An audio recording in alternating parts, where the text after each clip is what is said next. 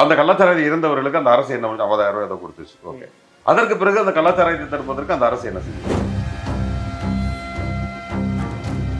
நடிகர் விஜயை காட்டிலும் அதிகபட்ச பணம் திராவிட முன்னேற்ற கழகத்தால் கொடுக்கப்பட்டிருக்கிறது. நடிகர் விஜயை காட்டிலும் அதிகபட்ச பேனா, புத்தகங்கள், நோட்டுகள் கொடுக்கப்பட்டிருக்கிறது. இப்போ ஆடி தள்ளுபடி, கூடவே டிஸ்கவுண்ட் வவுச்சர்ஸ். இதை இப்போ யூஸ் பண்றது? ஆடியில தள்ளுபடி, ஆவணில டிஸ்கவுண்ட் வவுச்சர்ஸ். போத்தீஸ் ஆடியில் தள்ளுபடியுடன் டிஸ்கவுண்ட் வவுச்சர். அப்ப நீங்க எதிர்வினையாற்றி பேர் வாங்கணும்னு நினைக்கிறீங்களே தவிர உடனே இப்ப டக்குன்னு கிளம்ப வேண்டாமா? அந்த சீமானவர்கள், விஜய் அவர்கள், ஐயோ என்ன இவ்வளவு பெரிய போராட்டம் பண்ணிட்டு டக்குன்னு ஒரு சட்டத்தை போட்டுக்கிட்டீங்களே, சூப்பரியா, ஏன் சொல்லல? 2 பேரும் அப்பா அம்மா 2 பேரும் செத்து போயிட்டாங்க, இந்த பிள்ளைங்க அனாதையா நின்றும் இதை கல்விக்கு பயன்படுத்திக் கொள்ளுங்கள் தான். அன்னைக்கு கலாச்சாரம் குடிச்சு செத்து போன குடும்பம்லாம் நீங்க இன்னைக்கு இப்ப எப்படி இருக்குன்னு தெரிஞ்சிருக்கும். ஆனால் இந்த முறை இறந்தவருடைய குடும்பம் அனாதையாக ரோட்டில் நிற்காது. பாமக தன் வாக்கு சதவீதத்தை நிரூபித்ததுன்னு போட்டேன். இப்போ தமிழகத்தில் பாஜக வளரவில்லை நினைக்கிறேன். எங்கேயோ எப்படி வளர முடியும்? யார் யார் வச்சிருக்கிறா? திமுகவும் அதிமுகவும் தான் வச்சிருக்கு. அடுத்த கட்டமா யார் பண்றாங்க? திரு சீமான் அவர்கள் அந்த வேலையை செஞ்சுட்டு இருக்கிறார். அடுத்த கட்டமா விசிக அந்த வேலையை செய்கிறது, பாமக அந்த வேலையை செய்கிறது, பாஜக அந்த வேலையை செய்கிறதா? அண்ணாமலை ஒருவேளை சுரேஷ் கோபி போன்ற ஒரு நடிகராக தமிழகத்தில் இருந்திருந்தால் அவர் தான் ஜெயிச்சிருப்பார் கோயம்புத்தூர்.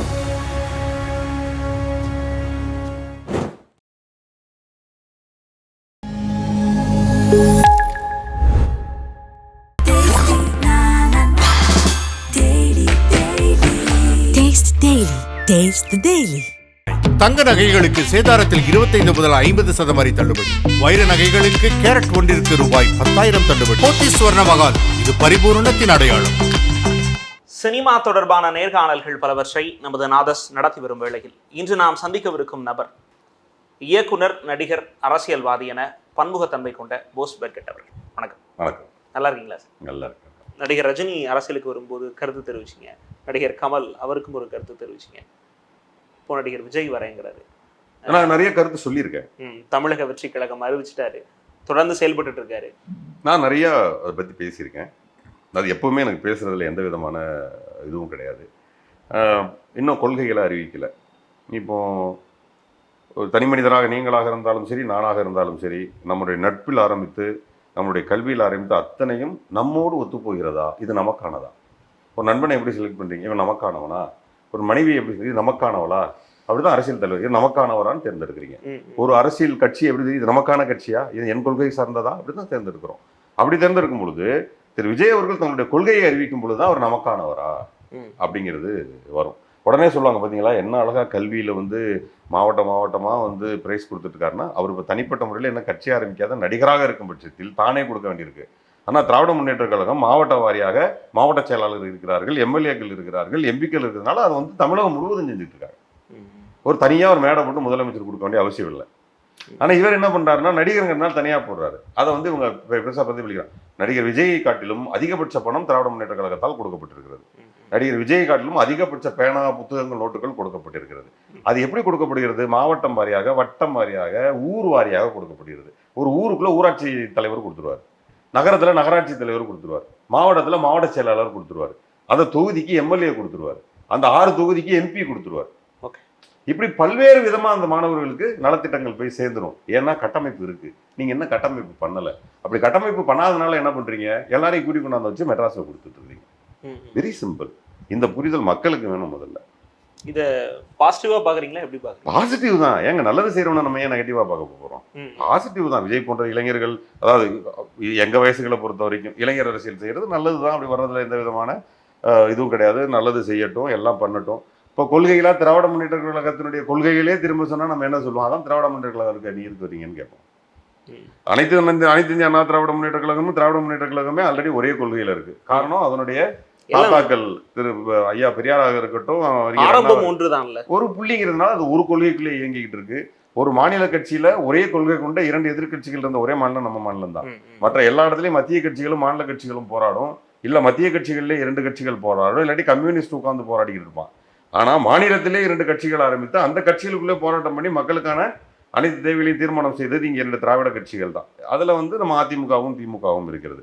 அப்படி விஜய் சார் உள்ள வந்தாலும் அவர் ஒரு இங்கே திராவிட கட்சிகளுடைய இந்த கொள்கைகள் அல்லாத புது கொள்கையை இங்கே என்ன கொண்டு வர முடியும்? என்ன நீடு இருக்கு? எல்லா நீடையும் தான் கொண்டு வந்துட்டாங்க. ஐயா பெரியார் அவர்களும் அண்ணா அவர்களும் பெரிய ட்ரீம் வச்சிருக்காங்க. அந்த ட்ரீம்ஸ் ஃபுல்லாக தலைவர் கலைஞர் அவர்கள் வந்து சட்டமாக்கி இப்போ நம்முடைய முதல்வர் வரைக்கும் அந்த சட்டங்களை இன்னைக்கு வரைக்கும் ஒன்று ஒன்றா பண்ணிக்கிட்டே வரோம். இந்த காலை சுற்றுண்டிங்கிறது உலகத்துக்கே நம்ம தான் இன்ட்ரடியூஸ் பண்ணுறோம். ஸோ இதெல்லாம் என்ன மக்கள் மேலே உண்மையான அக்கறை இருக்கவனுக்கு தான் அது வரும். ஸோ இதுதான் இட்ஸ் ஹேப்பன் ஹியர். இப்போ நடந்துட்டு இருக்கு. இப்போ விஜய் அவர்கள் வந்து திரும்ப என்ன சொல்லிடுவாரு? அப்ப நமக்கு எகைன்ஸ்டான கொள்கை தான் சொல்ல முடியும். பாரதிய ஜனதாவுடைய கொள்கைகளை சொல்ல முடியுமா? RSS கொள்கைகளை அவர் சொன்னா நம்ம ஏத்துக்குவோமா? ஸோ அவர் வரட்டும், வந்து அந்தப்ப நமக்கு தெரியும். கொள்கைகளை அனௌன்ஸ் பண்ணாம நம்ம விஜய் சார் பத்தி விமர்சனம் செய்வது தவறு. கரெக்ட். 2 விஷயங்களுக்கு அவர் தன்னுடைய கருத்தை தெரிவிச்சிருந்தார். நீங்க பார்த்திருப்பீங்க சமீபத்துல கள்ளச்சாராயம் அந்த விஷயம் இருந்தப்போ அரசு நிர்வாகத்தின் அலட்சியத்தை காட்டுகிறதுன்னு சொல்லியிருந்தாரு. அப்போ ஒரு திமுகவுக்கு எதிரானவர் அப்படின்னு நிறைய பேர் சொன்னாங்க.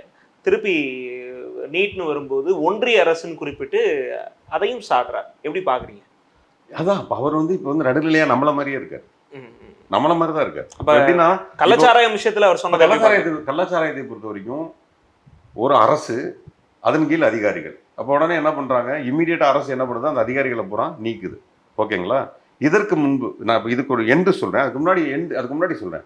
அனைத்து இந்திய அண்ணா திராவிட முன்னேற்ற கழகம் இருக்கும் பொழுது கள்ளச்சாராயத்தில் இருந்தவர்கள் எத்தனை பேர்? அந்த கள்ளச்சாராயத்தில் இருந்தவர்களுக்கு அந்த அரசு என்ன 50,000 ரூபாய் கொடுத்துச்சு. ஓகே. அதற்கு பிறகு அந்த கலாச்சாரத்தை தடுப்பதற்கு அந்த அரசு என்ன செஞ்சது? செய்யல. இப்ப திராவிட முன்னேற்ற கழகத்துக்கு நீங்க எல்லாம் அறிக்கை கொடுக்குறீங்க. இப்பெல்லாம் எல்லாமே இப்படிக்குள்ள போயிடுது. இப்பெல்லாம் மக்கள் மனசுலயே நிக்கிற அளவுக்கு இல்ல மீடியா. 3 நாள் சூடா ஒரு நியூஸ் போது அப்புறம் மறந்துடுறாங்க. சரி, விஜய் எப்படியே சொன்னாருன்னே வச்சுக்கோமே. அவருக்கு பதில் நீங்க எல்லாம் சொன்னீங்க, எல்லாரும் அரசை குறை சொன்னீங்க. ஓகே, உடனே அதிகாரிகளை பூரா மாத்தணும். அதனுடைய பேஸ் ஃபுல்லா கண்டுபிடிச்சோம். அதனுடைய குடோன்கள் ஃபுல்லா அழிச்சோம். அந்த போக்குவரத்தையே நிறுத்தணும். ஓகே, கடைசியா என்ன பண்ணோம்? சட்டசபையில அதுக்கு ஒரு தீர்மானம் நிறைவேற்றணும். அந்த தீர்மானத்தில் என்ன நிறைவேற்றணும்? இனி கள்ளச்சாராயம் காத்தினால் அதிகபட்ச தண்டனையாக எத்தனை வருடம்? கிட்டத்தட்ட ஆயுள் தண்டனைக்கு ஈக்குவலா உனக்கு தண்டனை வழங்கப்படும். அதை மீறி அதை வியாபாரம் செய்பவர்களுக்கு என்ன 10 லட்சம் ரூபா அபராதம் பிளஸ் 7 வருஷம் சிறை தண்டனை. இந்த மாதிரி என்ன பண்ணணும்? சட்டமாக்கிட்டோமா? இனி எவனா காச்சுவானா? ஏன் அதிமுக பண்ணல? சரி, ஓகே, இவங்க வந்து மசோதா ஏற்றினாங்க, சட்டமன்றத்தில் இது பண்ணாங்க, இதை சட்டமாக்கிட்டாங்க, இப்ப ஜிஓ பாஸ் ஆயிரும் வந்துடும். ஏன் ஒருத்த கூட பாராட்டல? அப்ப நீங்க எதிர்வினையாற்றி பேர் வாங்கணும்னு நினைக்கிறீங்களே தவிர உடனே இப்ப டக்குன்னு கிளம்ப வேண்டாமா? சீமான் அவர்கள், விஜய் அவர்கள், ஐயோ என்ன இவ்வளவு பெரிய போராட்டம் பண்ணிட்டு டக்குன்னு ஒரு சட்டத்தை போட்டுக்கிட்டீங்களா? சூப்பரியா? ஏன் சொல்லல? கண்டிப்பா இந்த விஷயம் பாராட்ட. நான் என்ன சொல்றேன், உங்களை குறை சொல்வதற்கு தயாரா இருக்கு, நீ பாராட்ட தயாராக இல்லைன்னா நீ மக்களுக்காக வேலை செய்யலன்னு அர்த்தம். நீ நீயே வந்து வெளியே காட்டிக்கிறதுக்கு, ஷோ பண்றதுக்கு, நியூஸுக்கு தான் நீ உன்னை ரெடியாக்கிட்டு இருக்கியே தவிர அரசு சரியாக செயல்பட்டால் உடனே நீ அரசு மேல திரும்பி நன்றி சொல்லிட்டு போயிடணும். அதே நீ சொல்லல. அப்ப என்ன அர்த்தம்? நீ எந்த மாதிரியான அரசியல்வாதி? கள்ளச்சாராயம் விஷயத்துல இறந்து போனவங்க பாடியை எடுக்க வந்த அந்த இதுல வந்து நிறைய பேர் கள்ளச்சாராயம் குடிச்சிருக்காங்க. அதை கவனிக்க மறந்தது அரசு அப்படின்னு சொல்றது. அதுக்கப்புறம் கள்ளச்சாராயம் விஷயத்துல இறந்து போனவர்களுக்கு நிவாரண நிதியா ஒரு 10 லட்சம் கொடுக்கணுங்கிறது என்ன இது ஊக்குவிக்கிற மாதிரியான செயலாக இருக்குன்னு நீங்க சொன்ன சீமானை விமர்சிச்சிருந்தார். இந்த 2 விமர்சனத்தையும் அரசின் மீது வைத்த விமர்சனத்தை போஸ் வெங்கட் எப்படி பார்க்கிறார்? அதாவது நம்ம திரும்ப திரும்ப இந்த அரசு என்ன தெரியுமா சொல்லுது? உன் ஜெனரேஷனுக்கு நான் கொடுக்க வேண்டிய ரெஸ்பெக்ட் இஸ் டிஃப்ரெண்ட். நான் அடுத்த ஜெனரேஷனை காப்பாற்ற வேண்டியது நான்கிறது தான் திரும்ப திரும்ப முதல்வர் சொல்றாரு. அதனால தான் பார்த்தீங்கன்னா அதிகபட்ச நலத்திட்டங்கள் கல்வி மேலேயே இருக்கும். ஒரு 10 லட்சத்தை கொடுத்துட்டு இறந்து போனார்களே அவர்களுக்கு பதிலாக வீடு கட்டி கொள்ளுங்கள்னு சொல்லலை. அந்த 10 லட்சத்தை வச்சுக்கிட்டு நீங்கள் வேற ஏதாவது வியாபாரம் செய்து பிழைத்து அப்படிலாம் சொல்லவே இல்லை. 2 பேரும் அப்பா அம்மா 2 பேரும் செத்து போயிட்டாங்க, இந்த பிள்ளைங்க அனாதையா நின்றும், இதை கல்விக்கு பயன்படுத்திக் கொள்ளுங்கள் தான் சொன்னாங்க. ஸோ கல்விக்கு அதிகபட்சமாக 10 லட்சம் ரூபாய் இருக்கு. யாருக்கு? அந்த இறந்து போன ஒரு மாணவி, ஒரு பொண்ணு அழுதுட்டு பேச்சுன்னா அந்த பிள்ளைக்கு இருக்கு. 10 லட்சம் போட்டாச்சு, டெபாசிட்ல போட்டாச்சு. அதுக்கு ஒரு மினிமம் வட்டி வரும். அந்த பிள்ளை காலேஜ்லேருந்து எல்லாமே முடிச்சிடலாம். அவங்க தாயும் தகப்பனும் இருந்தால் என்ன செய்வார்களோ அதை தாயாக தகப்பனாக இருந்து முதல்வர் செஞ்சிருக்காரு. இது இப்படியும் பார்க்கலாம் இல்லையா? நீங்க அப்படியே பார்க்குறீங்க, இப்படி பார்க்கலாம் இல்லையா? அம்மையார் இருக்கும்போது 50,000 ரூபாய் கொடுத்தாங்க. அந்த குடும்பம்லாம் எப்படி சிதிலடைஞ்சு போய் கிடக்குன்னு நீங்க தெரியல. நீங்க போய் அவங்கள இன்டர்வியூ எடுத்தீங்கன்னா தெரியும். அன்னைக்கு கலாச்சாரம் குடிச்சு செத்து போன குடும்பம்லாம் நீங்க என்னைக்கு இப்போ எப்படி இருக்குன்னு தெரிஞ்சிருக்கும். ஆனால் இந்த முறை இறந்தவருடைய குடும்பம் அனாதையாக ரோட்டில் நிற்காது. அதுதான் முதல்வருடைய எண்ணம். புரியுதுங்களா? அந்த 10 லட்சம் கொடுத்துட்டு ஊக்குவிக்கிறதுன்னு ஒரு வார்த்தை கேட்கிறாரு. அதுக்கு நான் இன்னொரு பதில் கேட்கிறேன். ஊக்குவிக்கிறதுனா திரும்பவும் சாராயம் காட்சிகள் என்று சொல்றாரா, இல்ல சாராயம் குடியுங்கள்னு முதல்வர் சொல்றாரா? அப்படி ஒரு முதல்வர் சொல்லுவாரா?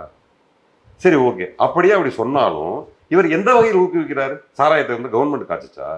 இதே வந்து அரசு டாஸ்மார்க்ல போய் குவார்டரா குடித்துட்டு பிறந்திருந்தாருன்னா இந்த இந்த இந்த இந்த விமர்சனம் எல்லாமே யார் மேல வேணும்?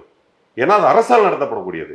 நீங்க அரசால் நடத்தப்படக்கூடியதுக்கு நீங்க வந்து இந்த குறைகளை சொன்னீர்கள் என்றால் சரியா ஸ்ட்ரைட்டா வந்து முதல்வரை சேரும். இது வந்து பிரைவேட்ல எவனோ கள்ளத்தனமா பண்ணுது. இது எப்படி முதல்வரை வந்து சேரும்? இதுன்னு ஒரு பேசிக் நாலேஜ் வேண்டாமா? இது எப்படி நீங்க முதல்வர் மேல அடுக்குவீங்க? இந்த நேரத்தில் முதல்வர் 10 லட்சம் ரூபாய் கொடுத்து அந்த ஒட்டுமொத்த அந்த ஊரே சேவ் பண்ணியிருக்காங்க. கிட்டத்தட்ட அந்த ஒரு 10 லட்சம்னு இப்போ நினைக்கிறீங்க. அப்போ எத்தனை கோடி போயிருக்கு? அந்த அந்த ஊரோட மணி சர்க்குலேஷன் என்ன? அந்த மணி சர்க்குலேஷன் என்ன பண்ணும்? அந்த இழப்பை அது மட்டும்தான் சரி கட்டும். இப்போ அந்த அந்த அந்த எத்தனை குடும்பங்கள் இழந்து நிராகரியான இருக்க ஊர்ல அந்த பேங்க்ல 10 லட்சம் 50 கிட்டத்தட்ட 5 கோடி ரூபாய்க்கு மேல அங்கே இருக்கு இல்லையா? அது ரொட்டேட் ஆகும். உள்ள மளிகை கடையிலேருந்து ஆரம்பிச்சு, ஸ்கூல்ல ஆரம்பிச்சு, ஃபீஸ்ல ஆரம்பிச்சு, சாக் ஃபீஸ்ல ஆரம்பிச்சு, ஸ்லேட்ல ஆரம்பிச்சு, நோட்டு புக்ல ஆரம்பிச்சு, அந்த 5 கோடி ரொட்டேட் ஆகும். அந்த ஊர் இப்போ எப்படி இருக்கும்? இழப்பிலிருந்து மீண்டு இருக்கும். 50,000 ரூபாய் கொடுத்தா மீளுமா? இந்த நாலேஜ் வந்து கட்டாயம் அரசியல்வாதிகளை எதிர்த்து பேசும் பொழுது வெறும் அரசியல்வாதிகளாக இல்லாமல் மனிதாபிமானிகளாக மக்களுக்காக வேலை செய்பவர்களாக இருந்தால் இந்த கேள்வியெல்லாம் எழுப்ப மாட்டாங்கிறது என்னுடைய கோரிக்கை. அந்த இறப்பு நிகழ்வில் நடந்ததை பத்தி என்ன நினைக்கிறேன்? எங்க இறப்பு நிகழ்வுல ஏற்கனவே இறந்தவங்க நிகழ்வுல துக்க நிகழ்வுல அங்க வந்தவங்களும் கள்ளச்சாராயம் குடிச்சாங்க. அப்ப கூட அரசு தடுக்கலைன்னு கேட்குறாங்க. அரசு தடுப்பது அல்ல. அதாவது ஒன்று தடுக்கிறோம். இப்போ எல்லாம் அவன் வீட்டில் வாங்கி வச்சிருக்கான். இதெல்லாம் என்ன பெரிய பியூட்டி? அப்படியே சொன்னீங்கன்னா ஒருத்தர் டிஸ்சார்ஜ் ஆகி வீட்டுக்கு போயிட்டான். அங்கே போய் பேலன்ஸ் இருக்கிறது கொடுத்துட்டான். திரும்ப ஒன்று ஹாஸ்பிட்டல் அட்மிட் ஆனான். அந்த மிச்ச சொச்ச வேலைகள்லாம் செய்யத்தான் செய்வாங்க. அதெல்லாம் இப்போ அடியோடு போய் நேரம் நிறுத்தப்பட்டிருக்கும். ஓகே. தமிழக அரசியல் அப்படின்னு பார்த்தா திராவிட கட்சிகள் தான் மாறி மாறி இங்கே ஆளும் அப்படின்ற வாதங்கள் இருக்கு. இனிமே வரும் தமிழக அரசியல் வந்து உதயநிதி, விஜய், தமிழக பாஜக தலைவர் அண்ணாமலை இவங்க 3 பேருக்குமான களமாக இருக்கும் அப்படின்னு ஒரு விஷயம் சொல்லப்படுது. இதை போஸ் வெங்கட் எப்படி பார்க்குறேன்? புதுசாக கூட ஒருத்தன் வரலாம் சார். புதுசாக கூட ஒருத்தன் வரலாம். நீங்கள் நினைக்கிற மாதிரி அரசியல் என்பது அப்படியெல்லாம் இருக்காது. ஒரு ஆந்திராவை பொறுத்த வரைக்கும் ஒரு ஜெகன்மோகன் ரெட்டின்றது எல்லாமே முடிஞ்சு பேர் ராஜசேகர் ரெட்டின்னு நினச்சவன் தான். அந்த காங்கிரஸே அதற்கு முட்டுக்கட்டை போட்டுது. அவன் வந்து முதலமைச்சர் அவன் நினச்சி பார்த்துருப்பாங்களா? அவன் மேலே அவ்வளோ அலிகேஷன் வச்சாங்க. எல்லா அலிகேஷனையும் பிரேக் பண்ணிட்டு முதலமைச்சர் ஆகல இல்லையா? ஸோ இங்கே வந்து அதெல்லாம் இல்லை சார். மக்களுடைய புரிதல் நம்ம ஒன்று யோசிக்கணும். அதுக்குள்ளே இல்லை மக்கள் புரிதல். மக்கள் புரிதல் கம்ப்ளீட்டாக வேறையாக இருக்கிறது. நான் வந்து ஒரு பேசிக்கான கணக்கு எப்பொழுதுமே சொல்லுவேன். இங்கே இருக்கக்கூடிய கூட்டம் அனைத்து இந்திய அண்ணா திராவிட முன்னேற்ற கழகம், திராவிட முன்னேற்ற கழகம், காங்கிரஸ், விசிகா, பாமக, இன்னமும் கூட கம்யூனிஸ்ட்டு, இவர்களுக்கு இருக்கக்கூடிய ஓட் பேங்க் இருக்குல்ல, இந்த ஓட் பேங்க் அப்படியே தான் இருக்கும் சார். இந்த ஓட் பேங்க் எவ்வளோ இருக்குது? 62லேருந்து 65% இருக்குது. பாக்கி 35 பேரில் 25% பேர் ஓட்டு போட வரமாட்டான். எப்போவுமே 75-81 ஓட்டு நின்று போயிடும். இப்போ பேலன்ஸ் இருக்கிறது 10-12 இருக்குது. அதில் சீமானண்ணன் ஒரு பக்கம் குரோத் ஆகி வந்திருக்காரு. அவர் 3லேருந்து 5, 6, 8 வரைக்கும்லாம் வந்துட்டார். இதில் சென்ட்ரல் எலெக்ஷனில், இந்த எலெக்ஷனில் கம்மியாயிடுச்சு. அது லோக்கல் எலெக்ஷனில், அதாவது பை எலெக்ஷனில். ஸோ அதை நம்ம ப்ரிடிக்ட் பண்ண முடியாது. ஸோ இப்படி தான் ஓட்டு இருக்கிற பட்சத்தில் எப்படி திடீர்னு ஒருத்தவங்க வந்து பாரதிய ஜனதா வந்து திடீர்னு ஒரு ஓட் பேங்கை கைப்பற்ற முடியும்? ஸோ நான் அதை வந்து கடைசியாக நான் ட்வீட் போட்டிருந்தேன். என்ன போட்டிருந்தேன்னா, பாமக தன் வாக்கு சதவீதத்தை நிரூபித்ததுன்னு போட்டேன். ஏன்னா தருமபுரிங்கிறது அவங்க சாதிய ரீதியாக அவர்கள் அங்கே நிறையா செஞ்சுருக்கிறாங்க. வன்னியர்கள் நிறையா இருக்கிறாங்க. அந்த அம்மாவை எதிர்த்து நின்றவரும் வன்னியர். ஸோ அந்த மாதிரி அவங்களுக்குள்ளேயே ஒரு அரசியல் இங்கே நடந்துட்டு இருக்குது. அப்போ அது யாரோட ஓட்டு? ஸோ இங்கே இப்போ அண்ணாமலை என்பவர் தனிப்பட்ட நபரில் இந்த குறிப்பிட்ட நாளாக மிகப்பெரிய லெவலில் வேலை செஞ்சுருக்கிறார். சொந்த ஊர் அங்கே இருக்கவங்க பூரா அவங்க சாதியினரை சேர்ந்தவர்கள் பட்சத்தில் அவர் அங்கே ஒரு ஓட்டு வாங்குறார். இது இரண்டும் எப்படி பாரதிய ஜனதாவோட ஓட்டாக மாறும்? அப்படி பார்த்தா ஒவ்வொரு தொகுதியிலையும் பாரதிய ஜனதா என்ன பண்ணியிருக்கணும்? 3வது இடத்துல வந்திருக்கணும். ஒவ்வொரு தொகுதியிலும் 2வது இடத்துல வந்திருக்கணும். வரலையே. அப்போ தமிழகத்தில் பாஜக வளரவில்லைன்னு நினைக்கிறீங்களா? எங்கே எப்படி வளர முடியும்? நான் என்ன ஸ்பேஸ் இருக்குன்னு கேட்குறேன். வளர்வது வளராதது வேறு. நான் என்ன கேட்குறேன், ஒரு பெட்டிக்குள்ளே 10 பாக்ஸ் வைக்கலாம். 9.5 பாக்ஸ் வச்சுருக்கோம். இன்னும் அரை பாக்ஸ் தான் வைக்க முடியும் இல்லையா? அப்போ என்ன பண்ணணும்? ஒரு 4 பாக்ஸை வெளியே எடுத்து வச்சுட்டு உள்ளே வைக்கணும். அப்போ என்ன பண்ணணும்? இங்கே இருக்கக்கூடிய கட்சிகளை எதாவது ஒன்றா அவங்க அழிக்கணும். அதை வேலை தான் அவங்க செஞ்சுட்ருக்காங்க. பட் ஒன்று அதான் ப்ராக்டிக்கல். நான் சொல்கிறது ஒரு அளவு இருக்குது. அதில் 10 பாக்ஸ் வைக்கலாம். வச்சு ஒரு பாக்ஸை முடி டேப் பண்ணலாம். அதான் தமிழ்நாட்டுடைய வாக்கு வங்கின்னா 9.5 வச்சுட்டோம், அரை தான் இருக்குது. ஓகே, அதுக்குள்ளே போய் ஒரு உட்காந்துக்கலாம். ஒருவேளை நான் வந்து இன்னும் நிறைய பாக்ஸஸை உள்ளே வைக்கணும்னு அவங்க விரும்பினால் உள்ளே இருக்கிறத வெளியே எடுக்கணும். அப்போ யாரை உழைக்கணும்? அதிமுகவை காலி பண்ணணும், இல்லை நீங்கள் திமுகவை காலி பண்ணணும். இது மாதிரி கீழே இருக்கக்கூடிய சாதிய கட்சிகளை நீங்கள் கை வைக்க முடியாது. திமுக பக்கம் தலை வச்சு படுக்க முடியாது. அதிமுக நீங்கள் எத்தனை போட்டு நசுக்குனாலும் ஓட்டு போடுறவன் அதிமுகவுக்கே போடுறான். அவனுக்கு ரெட்டலையை தவிர வேறு எதுவுமே தெரில. அங்கே தலைவர் எடப்பாடியா ஓபிஎஸ்ஸா யாருன்னே அவனுக்கு தெரில. அவன் தொகுதியில் இப்போ வந்து ஒவ்வொரு தொகுதி இருக்கும்.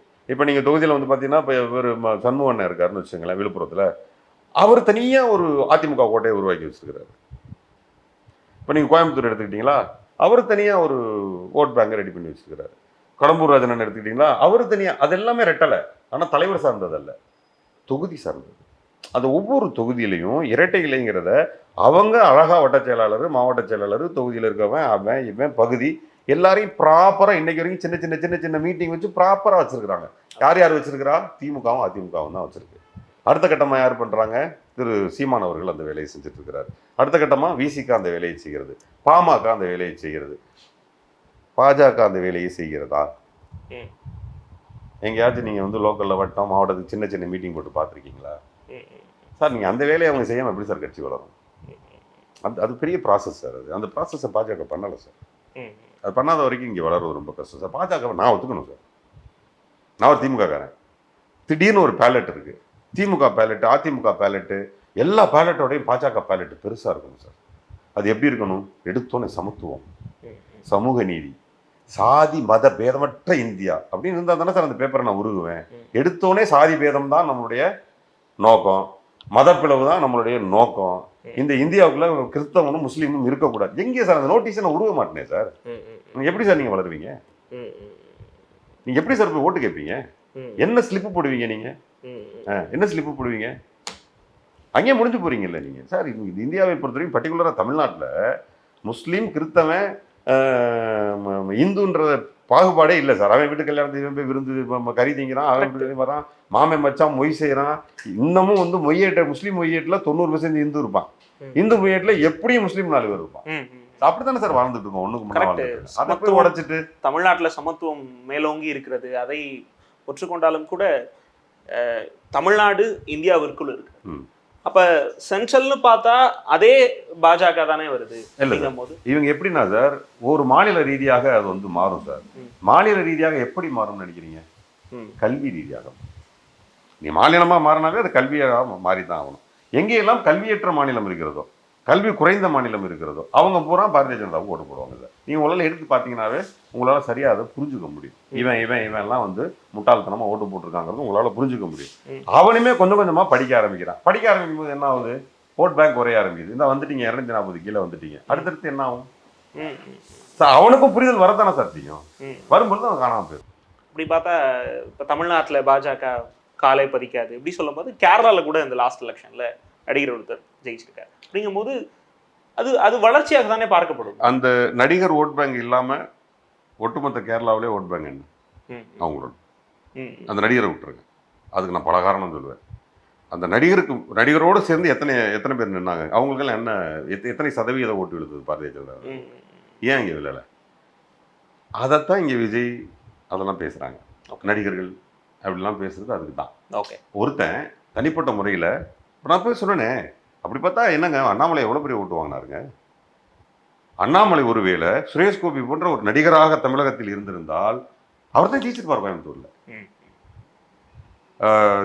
திருமதி அன்புமணி அவருடைய மனைவி நின்றார்கள் இல்லையா, அவர்கள் ஒருவேளை இந்த மாதிரி ஏதாவது ஒரு அவர்கள் தான் ஜெயிச்சு. அது வந்து அது வேற மாதிரியான கிரேஸ். அது அதே எப்படி சொல்லுவோமே, அதே கேரளாவில் மொத்த தொகுதியிலையும் வெறும் நடிகர்கள் மட்டும் பாரதிய ஜனதா நிறுத்தட்டும், ஒரு பேர் ஓட்டு போட மாட்டான். நீ என்ன இப்படி ஒரு ஸ்ட்ராட்டஜி? ஏன்னா அவன் பயங்கரமாக படித்தவன், அவன் நடிகர்களை கண்டாவே பிடிக்காது.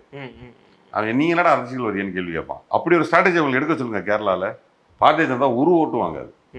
அதுவே போதுமானதாக இருக்கும் எதிர்கட்சிகள்லாம் விமர்சனம் பண்ணுறதுக்கு. வாங்க அவங்க நடிகர்கள் செய்ய பார்த்தாங்க. ஸோ சுரேஷ் கோபி வந்து எங்கே அவருக்கு எக்ஸப்ஷன்? அவர் வந்து ஒரு நல்ல மனுஷன். ஏற்கனவே பல அந்த டிஷ்யூரில் நிறைய பண்ணியிருக்காரு. அவர் பயங்கர ரொம்ப ஒரு மாதிரி இன்னசென்டான ஆளும் கூட. அவர் ரொம்ப பிடிக்கும் அந்த பப்ளிக். அது எல்லாமே சேர்ந்து ஒருங்கிணைந்து அது சுரேஷ் கோபியினுடைய ஓட்டு. எப்படி நான் இங்கே வந்து பாமக தன்னோட வாக்கு சதவீதத்தை நிரூபித்ததுன்னு போட்டனோ, அங்கே சுரேஷ் கோபி தன்னை யார் என்று நிரூபித்தார்னு சொல்லுவேன். அவ்வளோதான் பாரதிய ஜனதாவுக்கு அதுக்கு சம்பந்தம். ஓகே, இந்த வாதத்தை எப்படி சார் பார்ப்பாங்க? ஏன்னா நீங்கள் உங்களுடைய கருத்தை போல்டாக பதிவு பண்ணுறீங்க, அதில் மாற்று கருத்து இல்லை. இவருடைய இந்த கட்சியினுடைய வேட்பாளர் ஜெயித்தால் அந்த கட்சி ஜெயிச்சதாக தான் நம்ம அப்படி சொல்ல போகிறோம். ஆனால் அது தனி வெற்றியாக எப்படி பார்க்கப்படும்? இப்போ வந்து விக்கிரவாண்டி எலெக்ஷன் நடந்துச்சு. அதில் திரு புகழேந்தி, மறைந்த புகழேந்தி அவர்கள் வந்து 9,000 வாக்கு வித்தியாசத்தில் ஜெயிச்சிருந்தார். இப்போ கிட்டத்தட்ட 64,000 வாக்கு வித்தியாசத்தில் 1,29,000 வாக்குக்கு மேலே திரு சிவா அவர்கள், அன்னியூர் சிவா அவர்கள் வாங்கியிருக்காரு. அடுத்து வாங்கினவங்கலாம் வந்து 50க்கு கீழே வாங்கியிருக்கிறாங்க. இப்போ சிவாவினுடைய வெற்றி அவர் நடிகரா? இல்லை. அன்னியூர் சிவா உண்மையிலேயே விக்கிரவாண்டி தொகுதியில் இருக்க அத்தனை பேருக்கும் தெரியுமா? நிச்சயமாக அன்னியூர் சிவா என்ற பெயரை கேள்விப்பட்டிருப்போம், முகமாவது பார்த்துருப்பாங்க. எப்படி அந்த வேட்பாளரை தேர்ந்தெடுத்தார்கள்? எப்படி 10,000 வாக்கு வித்தியாசமாக இருந்தது 60,000 வாக்கு வித்தியாசம்? அது பேர் கட்சி. ஓகே, அன்னியூர் சிவாவை கட்சி என்று பார்க்கிறீர்கள் இல்லையா? அது மாதிரி இவரை கட்சி இல்லைன்னு பாருங்க, அவ்வளவுதான் டிஃபரன்ஸ். இவரை கட்சியாக பார்க்கிறீர்கள்ல, இது ஒரு கட்சி, ஒரு நிர்வாகம், ஒரு இயக்கம் உருவாக்கியவர் தான் அன்னியூர் சிவான்னா, அப்படியே உள்டா ஒரு இயக்கத்தால் உருவாக்க முடியாதவர் தான் திரு சுரேஷ் கோபி அவர்கள். உங்களுடைய அரசியல் கருத்துக்களை ரொம்ப போல்டாக தெரிவிச்சிங்க. நீங்கள் தொடர்ந்து சினிமாவில் பயணிக்கணும், மகிழ்ச்சிட்டே இருக்கணும்னு நாத சார்பாக வாழ்த்துக்கிறோம். நன்றி சார். நன்றி. நன்றி.